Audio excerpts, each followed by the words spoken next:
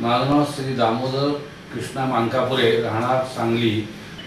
मला गेली 10 वर्ष तुमच्या सायटिक कुठेपर्यंत दुखत होतं?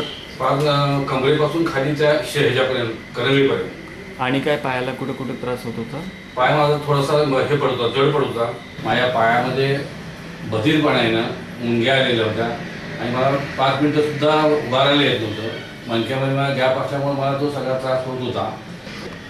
वडिलांची ट्रीटमेंट घेण्यापूर्वी गेले 10 वर्षे त्यांनी स्वतः या त्रास भोगलेला आहे. घरातल्या कुटुंबियांनी सुद्धा तो बघितलेला आहे. वेगवेगळ्या उपचार पद्धती, आयुर्वेदिक, पंचकर्म वगैरे आम्ही केले, पण त्यातून आम्हाला फायदा न होता त्या मुवमेंट, जे चालण्याचे मुवमेंट सुरुवातीला 1-1 किलोमीटर नंतर ते बसवू लागले, नंतर 1-2 पावलं सुद्धा त्यांना टाकणं जड होत गेलं.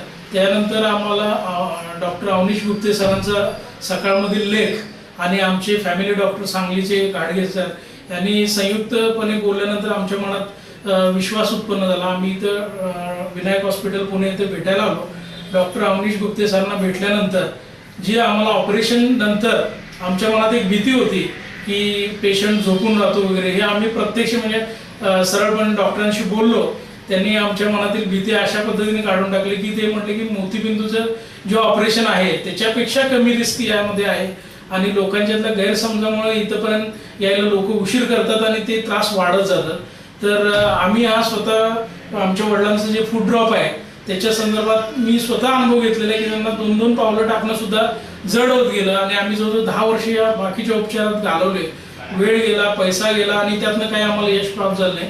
त्यानंतर सरांच्या बरोबर बोलल्यानंतर आमच्या मनात जो ऑपरेशन बद्दलचा विचार होता तो पूर्णपणे बदलला आणि आमची भीती नाहीशी होऊन आम्ही इथं ॲडमिट होण्याचा डिसिजन इमिजिएट घेतला. आणि आज प्रत्यक्ष रिझल्ट बघितले तर आमची जे पायाची मुवमेंट अक्षरशः थांबली होती ती आज 30% वापस आले. यामध्ये ऑपरेशन नंतर आम्ही मॅक्स थेरपीचं सुद्धा आम्ही 20 तासाचा कोर्स ही कंप्लीट केलेला आहे आणि आता आम्हाला निश्चितपणे खात्री आहे की सरांनी सांगितलेले व्यायाम वेगवेगळ्या प्रकारचे आणि स्टाफमधील इतर लोकांनी घेतलेल्या इथं करून घेतलेले व्यायाम याच्या आधारेची आत्तापर्यंतची इम्प्रूव्हमेंट आणि दिलेल्या 3 महिन्याच्या मुदतीत आम्ही पूर्णपणे यात बाहेर पडू याची आम्हाला नक्की खात्री आहे. आणि स्टाफच्या आणि डॉक्टरांचे सर्वांचे आम्ही आभार मानतो.